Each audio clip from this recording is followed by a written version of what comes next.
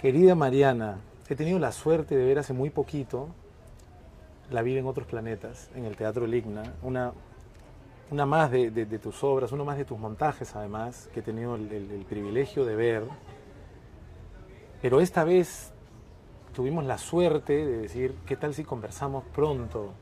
La obra en este momento no está ya en cartelera, pero creo que somos muchos quienes mantenemos las esperanzas de que se reponga y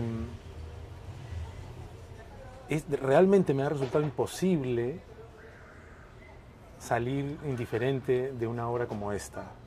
Tú vienes trabajando ya el teatro testimonial, el hecho de acercarte o dejar que testimonios se acerquen a ti y llevarlos a un escenario para hacer que se acerquen a todos nosotros.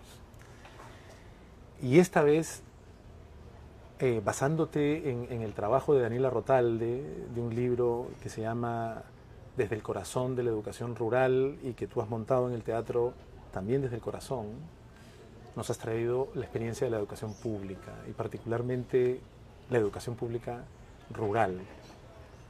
No puedo comenzar, no solamente como espectador, sino no solamente como persona que admira tu trabajo, sino como ciudadano, sin agradecerte por esto, por el gesto de poner al frente de todos nosotros este tema que debería ser cercano. ¿En qué momento se volvió cercano a ti? ¿En qué momento algo te hizo sentir, cómo así? Esto tiene que estar en el escenario, lo tengo que llevar a un escenario. Bueno, cuando yo leía los avances que me mandaba Daniela para que yo le diera algún tipo de devolución, ella me mandaba fragmentos de los testimonios de estas profesoras en Enseña Perú, y la emoción que me causaban, el conjunto de emociones que me causaban, me parecían que eran exactamente ese conjunto de emociones que yo necesito para empezar a imaginar un montaje, ¿no? Un montaje urgente y emocionante. No sabía de qué iba a tratar, pero sí sentía que esas historias eran profundamente conmovedoras y a la vez transgresoras, porque estaban proponiendo otra ruta, otra manera de ver la educación y también un contracorriente, ¿no? Estas profesoras que de pronto deciden poner al alumno en el centro de la experiencia educativa, convertirlo en agente de su propio aprendizaje, ¿no? Confiar en que son los niños los que son capaces de generar conocimiento de por sí, ¿no? Y eso me pareció, aparte de, obviamente en contraste con la educación que yo tuve, a pesar de haber tenido el privilegio de haber estado en un colegio privado, pero de todas maneras un colegio privado con una educación tradicional como la mayoría de los colegios que hemos tenido, en los que hemos estado, me pareció absolutamente emocionante, ¿no? Yo aparte tengo digamos, acercamiento también emocional hacia el tema de la educación pública, porque el padre de mis hijos estudió en una escuela pública y hace más de 10 años me viene contando historias sobre su experiencia escolar que me estremecieron desde el principio, ¿no? Y mis suegros, por ejemplo, mi suegro estudió en una escuela rural solo hasta cuarto grado de primaria, y a mi suegra le negaron la posibilidad de educarse por ser una niña rural, una niña del campo. Entonces mi familia política está profundamente sacudida constantemente por el tema de la educación, y eso es inevitable que yo también lo haya adquirido de alguna manera, ¿no? ¿Qué tipo de emociones son esas, haciendo un paréntesis en el tema, ¿no? Como creadora, como artista, dramaturga y directora, ¿no? Que en tu caso aparte me parece que si uno dice solo dramaturga o solo directora se está perdiendo una parte, ¿no? Porque tu aproximación al teatro es, yo quiero tener la experiencia completa, ¿no? Es así como he visto creo que todas tus obras. Sí, sí, es una experiencia conjunta, ¿no? Escribo mientras estoy dirigiendo en mi cabeza, y mientras dirijo sigo escribiendo, ¿no? ¿Y qué sentiste en este caso o en otros casos? ¿Qué emociones te han llevado a decir? Porque mientras estábamos con Marjorie aquí acomodando las cámaras, 2 o 3 veces hemos comentado como, tú comentaste, esto podría ser una obra de teatro, y una dramaturga como tú en su faceta de dramaturga debe estar pensando eso constantemente, y sin embargo no se puede llevar todo, ni siquiera a ser escrito y mucho menos finalmente al escenario.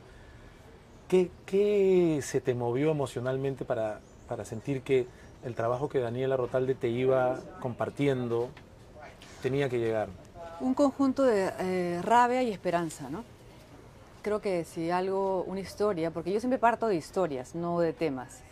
Cuando una historia que me cuentan o que me pasa, lo que me produce es una fuerte confluencia entre mucha rabia y a la vez esperanza, es que hay algo que a mí me interesa contar, ¿no? En estos tiempos en que realmente la esperanza está tan aplastada por todas estas noticias, ya sabes, que vienen desde el gobierno y la polarización mundial y la crisis climática y en fin, es difícil cogerte de algún tipo de imagen esperanzadora, inspiradora, motivadora de cualquier, ¿no? Y cuando yo he leído las historias de estas profesoras en una escuelita rural en la punta del cerro, sacando adelante un conjunto de niños que a nadie le interesan, que ya el sistema educativo descartó, y ellas profundamente convencidas de que esos niños son capaces perfectamente de salir de la pobreza si es que ellas aprenden con ellos, porque también la clave de estas profesoras es ellas aprenden mientras enseñan, todo el tiempo se están revisando, todo el tiempo se están haciendo nuevas preguntas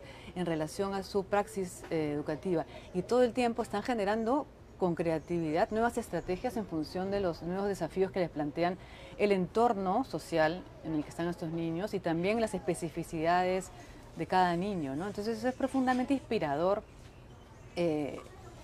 escuchar esas historias y llevarlas al escenario ya las convierten en un asunto político, ¿no? Urgente, ¿no? Me imagino que entonces lo que has sentido es como una muy cercana y profunda conexión con lo que se nota en la obra que experimentaban también a nivel emocional estas profesoras. Porque justamente hay obstáculos que parecen trampas. Así es. Y sin embargo, ha habido algo que ha hecho que estas mujeres continúen. Así es, así es. A pesar de adversidades, que uno diría, me creo totalmente que en este momento tires la toalla y no podría reprocharte nada. Exactamente. Y han decidido continuar. Entonces, hay un caso en particular en los testimonios que hablan de una profesora que tiene entre uno de sus grupos, está el grupo de, si no me equivoco, se les llama, no sé si son los niños invisibles. Los niños invisibles, ¿no? Sí. Que son como aquellos para los que el propio entorno al que esta profesora llega ha tirado ya la toalla, ¿no? Claro. O sea, que no hay esperanza para ellos. Esperanza, ¿no? sí. Niños que no aprenden, que tienen comportamientos, digamos, distintos de los demás, que ya simplemente en sus casas seguramente reciben muchísima violencia, mucha desatención, ¿no? Y esta profesora le encargan, son los salones E y F, ¿no? Ahí meten toda la basurita, ¿no? Y esa basurita, ella más bien le parece que toda está llena de potencialidades. Basurita en el sentido de que a nadie le interesa más que a ella, porque ella también, ella dice en la obra, yo también fui una niña invisible y fue una profesora la que me rescató, me vio y me dijo, ¿por qué no haces esto? ¿No? Detectó en qué cosa era yo buena y empezó a jalar la soga por ahí, ¿no? Y me rescató, ¿no? Entonces esa profesora luego va en estos salones E y F, donde hay niños que a nadie le interesan, y ella empieza a ver y esta es súper activa y empieza a generar con ellos proyectos para rescatar del abandono a sus compañeros. Entonces es sumamente inspirador, que también es un poco lo que hacemos también en el teatro, ¿no? O sea, muchas veces también en el teatro tenemos, en verdad, lo más normal es en el teatro todo el tiempo enfrentarnos a obstáculos, ¿no? Y a asuntos imposibles. Esto no se puede resolver, ¿no? Y todo el mundo voltea y mira a la directora, ¿no? Y la directora está como, no tengo idea, ¿no? No tengo idea, pero ya veré, ¿no? Y yo me voy a mi casa, lloro, y luego algo sale, ¿no? Pero porque confías, no porque yo tengo las grandes ideas, sino porque confías que en el grupo humano siempre se puede generar algo, ¿no? En el vínculo con el otro, en la confianza en el otro, ¿no? Si tú no confías en el otro, nunca vas a poder generar ningún tipo de resultado o proceso, porque no se trata solamente de buscar resultados, sino que esos chicos adquieran herramientas para ser agentes del cambio de sus propias vidas, ¿no? Claro, y estos niños claramente no son transparentes, o sea, no son invisibles, es decir, son niños invisibilizados, o sea, son niños a los que les, como sociedad, hemos decidido retirarles la mirada. Así es. Realmente. Pero cuando pensaba en eso y veía el gran trabajo de la vida en otros planetas, sentía, qué curioso, estamos etiquetando a un sector por un grado de dificultad o por características las que fueran, como los invisibles dentro de un conjunto más amplio que en realidad son todos invisibles. Así es. Y sin embargo no lo son. O sea, es decir, no es un tema de invisibilidad, es un tema de ceguera. O sea, ¿quién está no decidiendo ver o decidiendo no ver? ¿No? Y claro, hay un tema de un Perú oficial, estamos hablando fundamentalmente de experiencias de la educación pública rural, pero no es que necesariamente la educación pública urbana o la educación punto no esté tomando un perfil o una aproximación similar. Claro. Y creo que algo que realmente me conmocionó, y creo que es el poder del teatro, como tú dices, nos estás haciendo ver, desde el trabajo que se ha recogido en el libro de Daniel Rotalde y lo que han convertido en una obra de teatro, estamos durante un periodo apenas menor a 2 horas viendo algo a lo que no le prestamos atención. Así es. Y de lo que depende nuestra convivencia, de lo que depende o sea, que explica nuestro presente, ¿no? Así es. De alguna manera también como sociedad hemos decidido descartar a esos niños invisibles y ponerlos al final del salón y ya qué importa, ¿no? Porque al final los que toman las decisiones siempre son los que tienen hijos en colegios privados, ¿no? Y nosotros mismos que tenemos a nuestros hijos en colegios privados, también muchas veces tomamos la decisión de no ver, ¿no?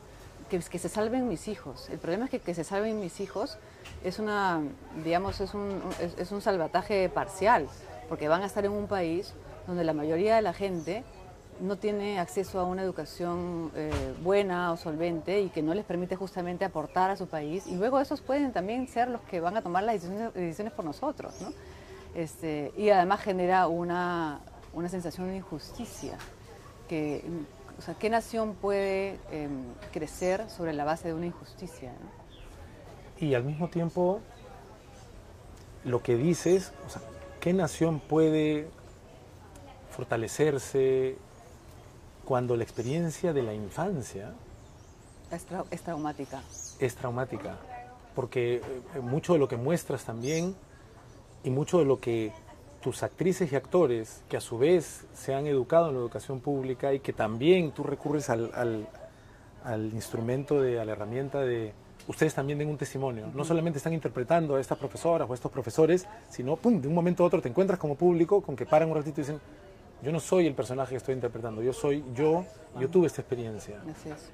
Y es una experiencia de una sociedad que no te da la bienvenida, por decirlo en los términos más amables, ¿no? O sea, no es como... No es prestigioso decir que has estado en un colegio público, es algo que tienes que esconder del currículum, porque está mal visto, porque ya se sabe que tienes una educación ineficiente y dice mal de ti, ¿no? Pero es emocionante que en la obra ellos tengan la valentía y la generosidad de admitir, ¿no?, como si fuera algo malo, admitir que vienen de colegios públicos. Bueno, y a pesar de eso, están ahí en el escenario haciendo eso maravilloso que hacen, ¿no?, porque su trabajo es espléndido, ¿no?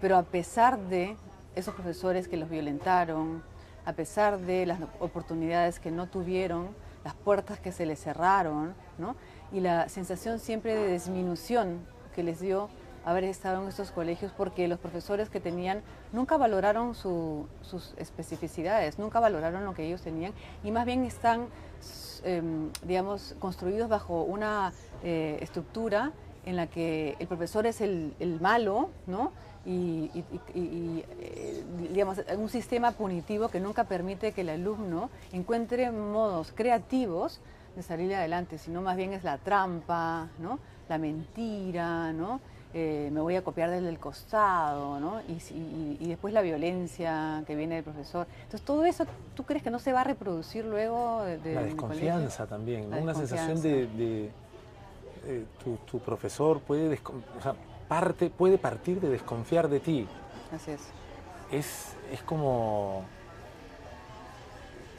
no digo imposible, pero cuando uno ve los logros de tantas personas, dicen lo que han tenido que superar cuando tu periodo formativo no ha tenido un gran aliado, una gran aliada, o cómo también en medio de un sistema tan complicado, sin embargo, y es importante decirlo, mantiene todavía, a pesar de todo, maestras y maestros que pueden no ser la mayoría seguramente, pero que resultan inolvidables y que son parte de alguna anécdota donde alguien dice, si no hubiera sido por esto, o sea, yo le debo mi vida, le debo alguna inspiración, alguna curiosidad o alguna porción de fe en mí mismo a tal profesora, a tal profesor.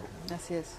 No, la capacidad que tiene un profesor de cambiarle la vida a una persona es impresionante, efectivamente, ¿no? Si no lo has tenido en el colegio, ruega que lo hayas tenido en tu casa, que hayas tenido un papá o una mamá que te valoró, que te dijo, ya, te sacas mala nota, pero eres bien hábil en esto, ¿no? Si no te valoran cuando eres niño, cuando eres adolescente, luego vas a estar toda la vida sintiendo que eres insuficiente, ¿no? Y eso no solamente ocurre en las escuelas rurales o públicas, eso ocurre en todas las escuelas, ¿no? Pero claro, es dramático en las escuelas rurales y también públicas de lo urbano, ¿no? Y eso es lo que a mí en la obra lo que más me emociona, la enorme capacidad de estas profesoras y estos profesores de transformar la autopercepción que tienen estos chicos sobre ellos, ¿no? En sus casas les han pegado, les han dicho porquería, y luego al colegio el profesor los ha humillado, y luego viene este profesor, esta profesora que le dice, oye, sí puedes, ¿no? Yo he visto que tú estás tan mal, ¿no? Oye, ¿por qué no pruebas esto, no? Oye, está bien, lo haces bien, ¿no? No eres tan bueno en matemáticas, pero cuando hablas súper. Oye, ¿por qué no haces este discurso? Escribe un discurso, ¿no? El chiquito de pronto, ¿no? Eso ya se le abrió el mundo y de ahí puede hacerse preguntas que antes no se hubiera hecho. Se hace preguntas hacia el futuro. Yo podría hacer algo más que mi papá. Yo de repente no tengo que trabajar en la chacra. Tal vez, bueno, no tiene nada de malo trabajar en la chacra, pero de repente puede ser que tenga otra posibilidad, ¿no? Y estudiar en la universidad, ¿no? Como Godo, que es este estudiante de Acuchano, que su vida estaba destinada a hacer trabajo en la chacra, ¿no? Pero un día se rompe el brazo y ya no puede trabajar en la chacra. Y su hermano le da un libro, 100 años de soledad. Y él empieza a leer y dice, se acabó. Yo me quiero quedar con el brazo roto eternamente porque lo que yo quiero es estudiar. Y se viene a Lima y estudia en la escuela, en una universidad, es universitario y es un hombre maravilloso, porque tuvo la oportunidad de que un hermano le diera un libro, y ni siquiera un profesor.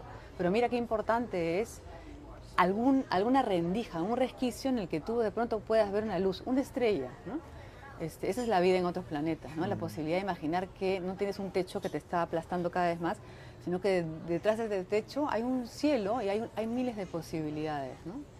Hay un tema, Mariana, que parece no estar necesariamente en la superficie de lo que venimos hablando, de la experiencia de la educación como supuesta bienvenida a nuestra sociedad, ¿no? Es obligatorio ir a estudiar, pero que tampoco es que esté en el subsuelo, y tiene que ver con la verticalidad. Hay, y lo vivimos y lo vemos en lo que está pasando en nuestro país, no solo en nuestro país, pero también en nuestro país, que todavía se siente y se siente en la vida en otros planetas, que la experiencia educativa, más allá de que crean en ti, no crean en ti, que puedas tener las herramientas para desarrollar tu imaginación, tu potencial, tu curiosidad, tu autoestima, es un esquema en el cual rápidamente te hacen sentir que estás abajo respecto de una autoridad, ¿no? ¿Cómo has sentido eso en este trabajo en particular? Como espectador, se siente inmediatamente, casi que el profesor también siente, hay una directora en particular, ¿no? que se comporta abusiva, de una manera abusiva y despreocupada, es como arréglense, yo soy la autoridad, claro. ¿no? cuánto de la verticalidad es algo que debiéramos identificar? No digo que no lo hayamos identificado, pero realmente Claro, trabajar. si te han chancado desde niño y siempre te han anulado tu pensamiento, tu voz, obviamente cuando tú creces vas a hacer lo mismo con nosotros y vas a crear una jerarquía en la que tú estás arriba y todos los demás tienen que obedecer y ser humillados por ti, ¿no? Eso es lo que sucede en una de las historias de la obra, pero sucede efectivamente en muchísimas aulas de este país y de muchos países, ¿no? La idea que tiene el profesor de que él es la autoridad, ¿no? Y que su, digamos, poder consiste en humillar o chancar a los demás.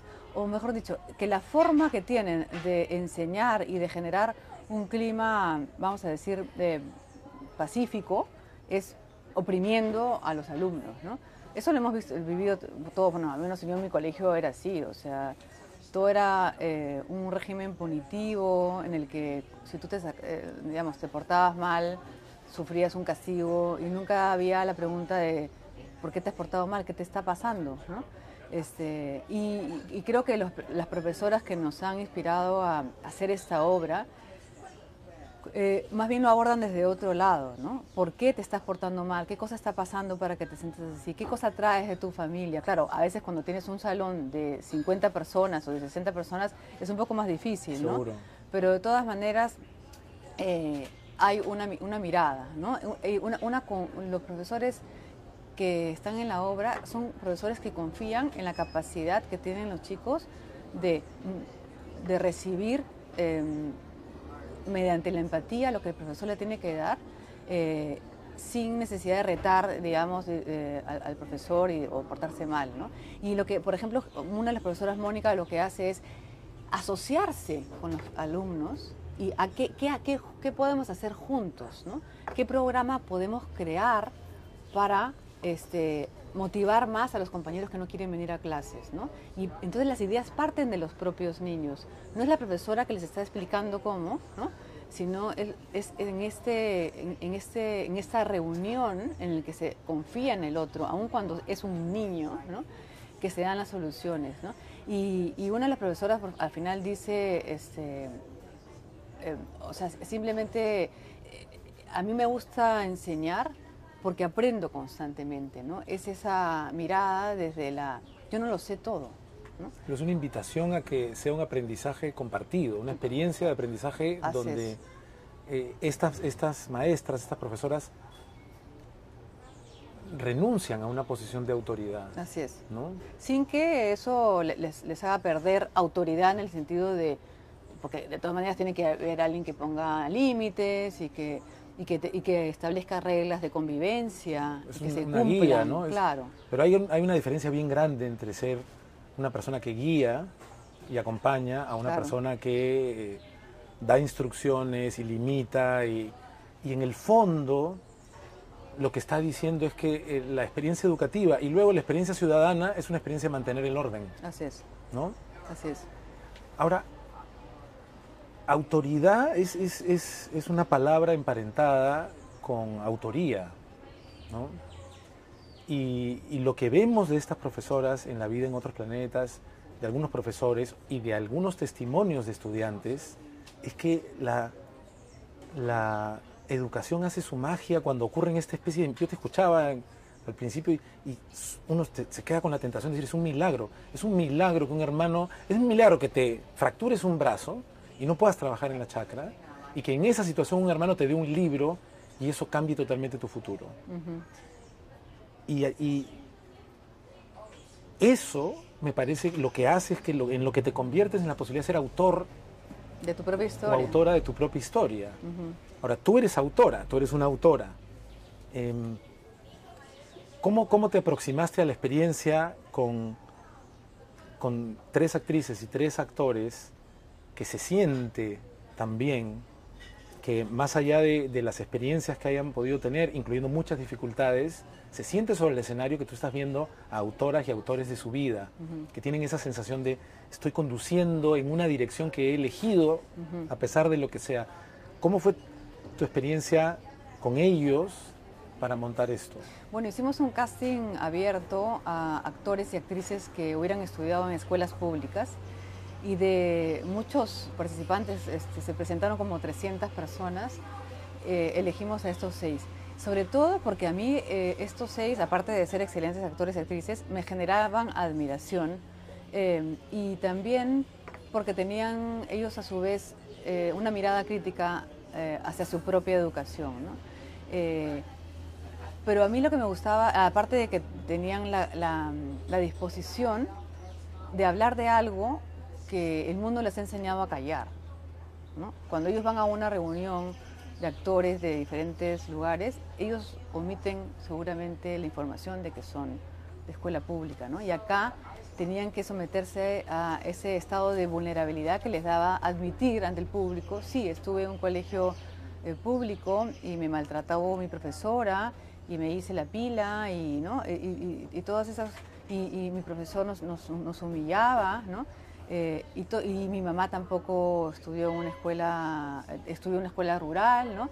Y todas esas cosas que te pueden generar una imagen deteriorada o disminuida ante el mundo, acá era valeroso, ¿no? Era emocionante. Para mí fue muy importante desde el principio que los actores que interpretaban a esos profesores tenían que tener la experiencia también de una escuela pública. O sea, no tenía mucha gracia que fueran actores pues, que hayan tenido el privilegio de estar en un colegio privado, ¿no? Y porque también me interesaba que ellos mismos fueran la prueba de lo que se estaba contando, ¿no? Porque al final también todo podía quedar como... había un riesgo de romantizar también todas estas historias de profesoras rurales, subiendo la punta del cerro, ¿no? Rompiéndose el zapato, viviendo sin agua, sin luz, ¿no? O sea, yo no quería nunca que el público deje de ver a los actores en el escenario haciéndose preguntas urgentes, importantes y políticas respecto de el trabajo de Zeida, de Mónica, de esos profesores, ¿no? No se trata de, ay, que vivan los profesores heroicos, ¿no? Ellos salvarán el mundo, ¿no?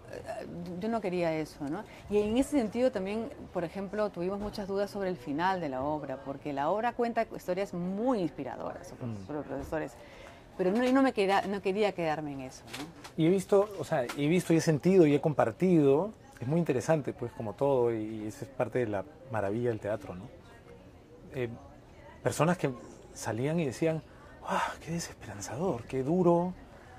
Esto no tiene solución. Y personas que decían, wow, he salido recargado, hay una esperanza. Efectivamente, la sola decisión sostenida contra obstáculos de una maestra, de un maestro, puede tocar a un niño, a una niña, a varios y cambiar vidas.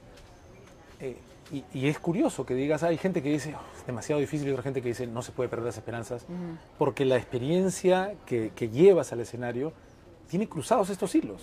Así es. Efectivamente, mucha gente sale muy desesperanzado, pero el teatro siempre ha sido político. Y Brecht decía, el teatro tiene que darte ganas de ir a cambiar el mundo, o sea, de salir del teatro y a ver, ¿qué cosa hago? Claro, él a veces pensaba que la ruta era el comunismo, digamos, ¿no? Pero se trata de generar una mezcla de rabia, desesperanza y a la vez una pequeña ilusión, esperanza de que sí se puede hacer un cambio, porque cuando yo leí el libro de Daniela, a mí lo que me conmovió fue, estas cosas se pueden hacer. Es que, mira, es muy similar a la sensación de, o sea, leyendo el libro de Jaime Saavedra, exactamente, conversamos con él en Aire Libre, lees el libro y dices, se puede hacer. Todo lo que se puede hacer. Pero no solo como se puede hacer, se tiene que hacer. Exacto. Y en el caso de nuestro país se estuvo haciendo, ¿no? Así es. Y el hecho de que se abandone, entonces genera es decir, el teatro se refiere a la vida, no puede dejar de ser político también. Por supuesto, la política es amplísima, no solo tiene que ser la política educativa en estricto, claro. Pero esto que dices es verdad. Yo creo que si no vamos al teatro solamente para pasar un rato y luego regresar. Claro, o inspirarte. Ay, qué emocionante, qué lindos son, ¿no? No, hay una sensación y la pude notar. Y no solo notar como un espectador que vio a los otros espectadores. Como espectador, yo también me sentí, o sea, te sientes interpelado, te sientes incómodo, te sientes desesperanzado, pero también sientes o sea, ¿no? Bueno, estamos parcializados, ¿no? Obviamente estamos cerca del teatro, tú muchísimo más, tú creas teatro, pero da una sensación, y lo comentábamos también, de que me encontré hace poco también, justamente en la presentación del libro de Isa Watanabe, me encontré con la maestra, gran actriz y amiga Teresa Ralli, ¿no? Y me decía, el arte nos salva, es el arte, pero uno voltea, va al teatro y dices, es aquí donde estoy encontrando las herramientas humanas, incluso de políticas públicas que me hacen pensar en algo, y miramos alrededor y no hay muchas otras fuentes que estén transmitiéndonos esto, por lo menos ni con la mitad de la potencia. Así es. Pero se trata de inquietar y generar preguntas, ¿no? La educación peruana en verdad nos compete a todos, ¿no? Y si no hay una voluntad social, ¿no? De todos, entonces nada va a cambiar, ¿no? O sea, tiene que empezar por importarnos, ¿no? Y si no nos importa, entonces vamos a seguir dejando que las políticas educativas cada vez retrocedan más y la desigualdad entre colegios privados y colegios públicos se siga agrandando, ¿no? O sea, yo creo que en el fondo de todo esto hay un desprecio hacia cierta parte de la población. Comentabas, Mariana, cómo personas allegadas a la educación, que han entregado mucho de su tiempo y de su vida a la educación, se acercaban a ti o te comentaban con cierta molestia de decir, no podemos dar solamente un retrato desesperanzador, porque efectivamente hemos tenido avances que han ayudado a cambiar la vida de muchas chicas y chicos, ¿no? Muchísimos cambios.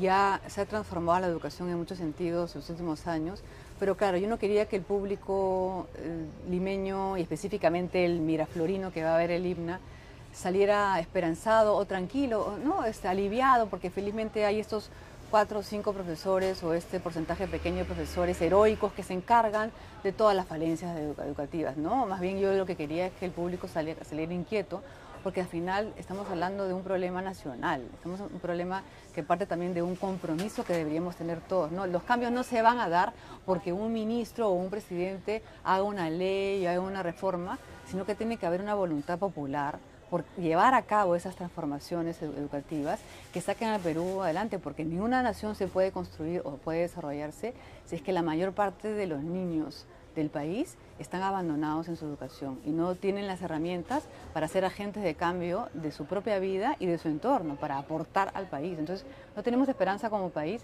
si es que no nos comprometemos todos con esto, ¿no? Y ahí también me recuerdas otra vez, obviamente estamos hablando alrededor del tema de la educación pública, ¿no? En el libro, Jaime Saavedra, y en la conversación que tuvimos también dice, parte de la clave, parte del desafío es abandonar una inclinación actualmente predominante de que nuestra preocupación se restringe a la educación de nuestros hijos o hijas. Y lo que tenemos que conseguir es ser una sociedad preocupada por la educación de todas las niñas y niños. No porque sea un acto bondadoso y altruista, sino porque es un acto, si quieres, eminentemente práctico. Claro. Nada funciona en el colectivo del que todos somos parte si no funciona bien, si no para todos y todas, para las grandes mayorías, ¿no? Que la educación, y también en la conversación con Jaime hablábamos de esta manera de entender el desarrollo como Amartya Sen, o sea, el desarrollo como libertad. ¿No? Seguramente hay más libertad si tienes más recursos, hay más crecimiento económico. Me parece que en el libro de Daniela, creo que es en el prólogo, en un momento dice, tengamos cuidado de caer en la trampa del crecimiento, en el sentido de pensar que si estamos creciendo, entonces todo va para mejor. Cuando lo que tenemos que conseguir, y a través de la educación, que no es la única vía, pero sin duda es una de las más importantes, si no la más importante, es que exista la capacidad de tener más libertad, de crear nuestra propia libertad, que no hay manera de hacerlo si no creas la de los demás. Ese es el camino de la educación, y no sé, entiendo que haya comentarios dispares, pero me parece que sí podría haber unanimidad en decir, mira, hay cosas que han mejorado, pero claramente no estamos ni de lejos donde queremos estar. Así es. No, si el teatro no te va a generar una inquietud, preguntas, cuestionamientos a tu propio rol como ciudadano con tu país, entonces, bueno, es un tipo de teatro que está bien que exista también, porque tenemos que divertirnos y reírnos y todo está bien, Pero a mí lo que me interesa más bien es que el teatro sea ese espacio en el que te pones a pensar en tu responsabilidad en relación a los problemas, no solamente del país, sino del mundo, ¿no? Y cómo eso afecta también a los asuntos personales, ¿no? Y cómo esos asuntos personales también se ven reflejados en la sociedad, ¿no? Es una falsa dicotomía esto de que podemos dividir la vida entre solo lo personal y lo claro. social y colectivo, o sea, están demasiado hilados, ¿no? No, desde los griegos se ha tratado, el teatro ha sido político, pero político en cuanto a polis, ¿no? A lo común, ¿no? A lo que nos une y a lo que nos desune, ¿no? Y yo cuento la historia de Edipo buscando quién es él, ¿no? Pero al final estamos hablando de algo social, de un fenómeno que nos compete a todos y que también estamos buscando nosotros siempre el culpable alrededor de nosotros, ¿no? ¿Quién es el culpable de que mi hijo esté molesto? ¿Quién es el culpable de que yo no pueda dormir en las noches? ¿Quién es el culpable? Quizás yo misma soy la culpable, ¿no? Entonces, al final todo está... Y lo lindo del teatro es que cuando tú cuentas algo personal, se vuelve político, ¿no? En el escenario, ¿no? Y eso hace que, para empezar, uno se sienta menos solo, ¿no? Porque tú vas al teatro y dices, caracho, no era yo solo la loca, ¿no? Estamos todos locos y eso no es culpa de que nacimos locos, sino que hay algo que no está bien en la sociedad, ¿no? Y yo quizás podría hacer algo para cambiarlo, ¿no? Por eso el teatro sí puede ser profundamente transformador. No va a cambiar el mundo, pero sí a las pocas personas que tenemos el privilegio de entrar al teatro, porque también el teatro es un privilegio en sociedades como las nuestras, ¿no? Eres sin ninguna duda y espero que además sin ningún tipo de rubor, claramente ya, obviamente pues un referente en nuestro teatro, en nuestra dramaturgia, en general. Y es emocionante decirlo porque hemos comenzado juntos, ¿no? Comenzamos juntos sobre el escenario, en momentos en los que los dos estábamos buscando nuestro camino, y yo creo que lo seguimos buscando igual, ¿no? Pero uno se va. Nunca se deja. Nunca se deja, ¿no? Pero en particular has encontrado un lugar de exploración y de creación desde lo testimonial, sin que tu trabajo se reduzca a lo testimonial. Sin embargo, has encontrado algo ahí y quienes tenemos la suerte de seguirte y de ver tu trabajo, el gran público o los colegas, gracias a tu trabajo, estamos en la tarea de tratar de terminar de descifrar la cualidad de lo testimonial. En la presentación del libro de Daniela Rotalde se menciona en el prólogo, lamentablemente no recuerdo ahorita el nombre, pero creo que se llama Franco, es uno de los fundadores de Enseña Perú, que como economista dice, me he pasado la vida también estudiando porque es muy importante lo cuantitativo y sin embargo en el trabajo de Daniela no puedo dejar de rescatar lo cualitativo y se refiere a lo testimonial.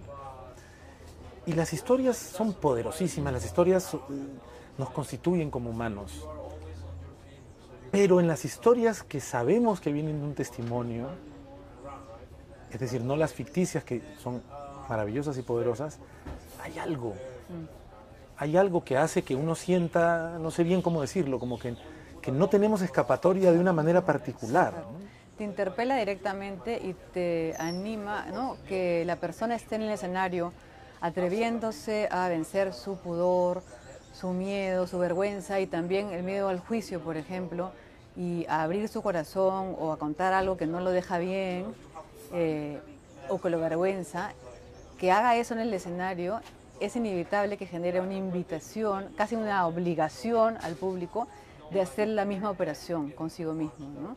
O sea, sí, y eso es, no es tan común en la vida diaria, ¿no? Porque más bien estamos siempre mostrando el lado que queremos mostrar, ¿no? En nuestras relaciones con los demás, en las redes sociales, constantemente estamos hablando desde el yo, pero es un yo enmascarado, conveniente para nuestros objetivos, ¿no? En el teatro más bien contamos desde un lugar de mucha vulnerabilidad, ¿no? Lo que no se debe contar, eso que te dicen, hijito, eso no lo cuentes, eso lo tienes que contar en el escenario. Y lo que produce en el espectador, para empezar, es un enorme agradecimiento. Gracias por confiar en mí, por darme este tesoro, ese secreto que sé que te pone en una situación vulnerable. Y bueno, yo también tengo algo para ti, ¿no? Aunque no se lo digas en ese momento, pero sí lo sacas y lo miras, ¡oh! Yo también tenía esto, yo también, ¿no? Y yo también podría hacer eso, ¿no? alguna vez, o mi papá me hizo, mi mamá me hizo, mi mamá me dio, ¿no? Y eso es profundamente transformador para el público, que no consigue del todo la ficción, aunque la ficción también puede ser profundamente transformadora, ¿no? Pero se rompe una pared entre el espectador y el actor, que sí hay una pared necesariamente en la ficción, ¿no? Sí, hay algo extra, porque efectivamente el teatro, o sea, el gran regalo del teatro, o uno de sus grandes regalos, es la catarsis, que es esa identificación con lo no dicho, ¿no? Con lo no pronunciable, con lo que se oculta y de pronto, y es profundamente liberador desde la incomodidad, desde la inquietud, pero es muy liberador. Y sin embargo, y no encuentro las palabras exactas, pero creo que lo que tú dices nos ayuda un montón, cuando además, porque en el teatro estamos respirando el mismo espacio, además que quienes están en el escenario, cuando además estamos frente a personas que están haciendo el ejercicio, que es nuestro trabajo como actores, en realidad también implica conectar con esa vulnerabilidad, con ese acto de exposición sin exhibicionismo, ¿no? De apertura y decir, es un acto de coraje, ¿no? Pero cuando la persona está ahí, hay algo que yo quería preguntarte de un poco tu relación con lo testimonial, porque tampoco es que tú un día dijiste, bueno, y ahora me voy a dedicar a lo testimonial. Tú tuviste un encuentro con lo testimonial y lo has extendido en el tiempo, ¿no? Sí, claro, yo vi una obra testimonial de Lola Arias en Buenos Aires hace un montón de años, que era Mi vida después, y era sobre hijos de personas que habían tenido un rol importante en la dictadura argentina, ¿no? La obra fue un éxito mundial, recorrió todos los festivales del mundo y para mí fue transformadora. Y cuando yo vine a Lima decidí probar de una manera muy responsable, digamos, esa forma de hacer teatro, pero no con un tema directamente político, sino con un tema que no era considerado político tanto en ese entonces, que era la crianza, ¿no? La crianza era un tema de mujeres, que estaba en la zona de autoayuda, la librería, asunto de Cosmopolitan, ¿no? Y dije, pero no, es un asunto totalmente político, ¿no? Lo personal es político, ya lo dijo, ¿no? En la primera ola del feminismo. Y creo que es importante que... a mí me parecía muy retador poner en el escenario historias que no eran prestigiosas y que no eran aceptadas para el mandato, digamos, de cómo debe ser una mamá, ¿no? Y poner a un grupo de mujeres que dijeran, yo soy mamá, pero a veces quiero escaparme de mi casa, ¿no? A veces quiero huir, ¿no? No puedo abrazar a mi mamá, ¿no? Y todas esas cosas no necesariamente soy feliz dando el lactar, ¿no? Entonces creo que poner en esas historias en el escenario en un contexto porque el teatro testimonial es profundamente político desde sus inicios, siempre ha sido un espacio para visibilizar a los que no tienen voz, digamos, ¿no? Y en este caso fue profundamente transformador. El impacto que tuvo Criadero fue un impacto que nosotros no esperamos el más mínimo, muy sorprendente, que nos transformó y que evidentemente generó en mí la necesidad de seguir haciéndolo ya con otras historias y siempre buscando nuevos retos, porque claro, el teatro testimonial se puede hacer de mil maneras, ¿no? Es distinto que el teatro de ficción, bueno, el teatro de ficción también, pero el teatro testimonial es más desafiante escénicamente, porque digamos, no existe una metodología para hacer una obra de teatro testimonial. Y siempre estás enfrentando el riesgo de ser mecanismo para la venganza, de caer en el exhibicionismo, ¿no? Del chisme, o sea, ¿no? De todas esas cosas que pueden traer el testimonio, ¿no? Pero es fascinante, ¿no? El proceso. Y me parece que hay algo como espectador, ¿no? Creo que la conciencia de que estás frente a actrices y actores que están interpretando un papel ficticio es una especie de protección que desaparece en lo testimonial. Es decir, no puedo imaginar lo que es estar en un escenario ofreciendo un testimonio personal, pero sí sé lo que es estar en la platea y creo que también hay eso. Hay algo que es, o sea, se siente como mucho respeto y mucha humildad frente a una persona con la valentía, ¿no? Y de verdad prefiero la palabra coraje porque comparte la raíz de corazón, ¿no? Que pone el corazón ahí. Eso creo que es profundamente removedor, Sí. y que uno se lo lleva saliendo del teatro. Y sin embargo hay también algo que he sentido particularmente en la vida en otros planetas, que es que testimonio también llamamos a esta especie de palo que entregamos en las postas. Digo entregamos como si no hubiera sido atleta, yo nunca he sido atleta, pero digamos, es un testimonio. Y es bien interesante porque el testimonio no es necesariamente una entrada a un diario. El testimonio es algo que se comparte y que se entrega. Y parte, creo, de la vibración emocional que produce es, te estoy entregando esto. ¿Y qué vas a hacer tú con esto? ¿Y qué vas a hacer? Y la sensación que he sentido, y me ha parecido muy interesante en la vida en otros planetas, es que parte de los enormes desafíos que a veces no queremos mirar o no queremos nombrar o no queremos atender del todo como sociedad, es que no terminamos de ser una sociedad, no terminamos de ser una comunidad, no somos socios, no nos consideramos socios, no nos importa tanto lo que pasa en otro sector de la ciudad, por no mencionar en otro alejado distrito del país. Así es. Y entonces hay una sensación de que todos podemos intuir, sospechar lo que pasa en la educación apartada, pero no necesariamente está el acto de yo recibo tu historia. ¿No? Y creo que en la vida en otros planetas, a quienes hemos tenido la suerte de ir al Teatro Ligna y ver la obra, y espero que sea una suerte que vuelva a suceder, que haya un remontaje, es que ha sucedido eso. Ha habido una cantidad, ha habido 6 actores, 3 actrices, 3 actores, que con el texto en el que te has inspirado en el libro de Daniela Rotalde, nos están diciendo, bueno, ¿lo vas a tomar o no lo vas a tomar? Así es. ¿No? Algo así creo yo que pasa con este montaje. Sí, claro. Es profundamente político que estén ellos, que tradicionalmente no tendrían voz,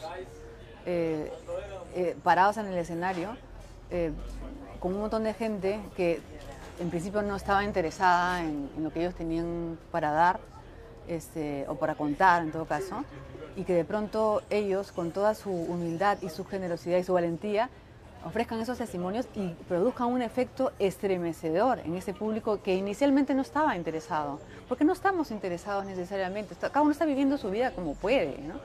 Y esta sociedad que además es profundamente, digamos, desigual y clasista de todo esto, y racista, con mayor razón, ¿no? Entonces a mí me ha emocionado mucho la temporada de esta obra, porque los he visto también a ellos de pronto tan atendidos, escuchados, valorados, felicitados. Tendría que ser lo que estoy diciendo es absurdo porque son talentosísimos. O sea, ellos igual, ellos tienen una trayectoria importantísima y muy interesante, ¿no? Pero contando sus historias, ¿no? de adversidad, de haber salido adelante a pesar de todo, es muy emocionante. Recibir luego los aplausos de las personas que no se han enfrentado a ese tipo de adversidad y que a su vez les hagan pensar, ¿qué podría hacer yo? ¿No? Yo he tenido mucha gente en el público que venían y me decían, ¿qué puedo hacer? ¿No? Y otros que decían, yo estaba pensando quizás podía ir a un tiempo a una escuela rural y hacer un taller, ¿a ti qué te parece? Como si yo fuera la que tiene la solución. No tengo idea. O sea, cada uno puede hacer lo que pueda, pero si ya la obra te estás generando esa pregunta, ya hemos cumplido una primera misión, ¿no? Y eso me parece el teatro finalmente es ese espacio en el que uno va a escuchar al otro, aquel al que no escucha, porque en este mundo en el que estamos cada vez más tecnológicos y estamos mirando las redes sociales a través de un algoritmo que decide qué tenemos que ver, ¿no? Que nos muestra siempre las personas que piensan igual que nosotros, no tenemos muchos espacios para escuchar a ese que no piensa como nosotros, o a ese que tiene otro origen distinto que nosotros, o a ese que tiene una experiencia radicalmente diferente a la nuestra, ¿no? Y el espacio es ese lugar en el que tú dices, bueno, a ver, vamos a escuchar a ver qué cosa pasa, y de pronto, te encuentras al otro. Y el otro, que supuestamente era como de otro planeta, resulta ser igual que tú, siente igual que tú, sufre igual que tú, o bueno, o por lo menos siento una profunda empatía hacia esa persona, y siento que yo en otras circunstancias, si hubiera estado en las circunstancias de él, me comportaría como él, quizás. Yo no, todos tenemos además muchas formas de ser y según las circunstancias en las que hemos crecido, las oportunidades que hemos tenido, ¿no? Porque a veces pensamos, no, es que los que tenemos más oportunidades somos los que hemos trabajado más, ¿no? La famosa meritocracia, que es maravillosa en un sentido, pero bueno, tenemos que partir más o menos del mismo lugar para poder considerar la meritocracia justa, ¿no? Y no es así. ¿no? En este país la mayoría de los niños no parten del mismo lugar y parten bien atrás, bien atrás. Entonces, lo que nosotros hemos logrado, lo hemos logrado partiendo mucho más adelante que todos ellos. Y eso es injusto, ¿no? Y no podemos seguir permitiendo que sea así. Quiero agradecer a la Bodega Verde por darnos el espacio para tener esta conversación que de verdad es muy emocionante escucharte, Mariana, y notar, ratificar, saber lo que es muy obvio, que es tu conexión personal con tu trabajo, y también el hecho de que a través de tu trabajo nos remuevas, nos conmuevas, nos abras los ojos, nos interpeles. Para quienes tenemos la suerte, además de estar cerca del teatro, también nos renuevas una sensación de propósito, de posibilidad. Soy fan de tu trabajo, lo sabes, soy seguidor de tu trabajo, además tengo la suerte de ser tu contemporáneo y te quiero agradecer muy especialmente, como te decía, ya como ciudadano por la vida en otros planetas. Creo que debería ser una obra que viaje por todo el país. Creo que necesitamos la oportunidad de ver lo invisibilizado. Y te agradezco muchísimo porque nos hayas dado este espacio cerca de fin de año, cuando ya no queda tiempo para nada, para poder hablar de tu trabajo y para que podamos hablar y seguir hablando de la educación que nos implica a todos, ¿no? Yo también te agradezco porque este espacio me parece un espacio maravilloso, privilegiado y ya único casi, de compartir, de pensar, de hacerse preguntas, algo que necesitamos tanto en estas épocas, ¿no? Y siempre es un placer conversar contigo, Salvador. Lo Muchísimas mismo gracias. digo, querida Mariana. Bueno, gracias otra vez, que vuelva pronto la vida en otros planetas y el resto de tu trabajo que seguimos esperando, muchas obras más. Muchas gracias. Marjorita, como siempre. Muchas gracias. Gracias, Marjorie, maravillosa. Y a todo el equipo. A todo el equipo.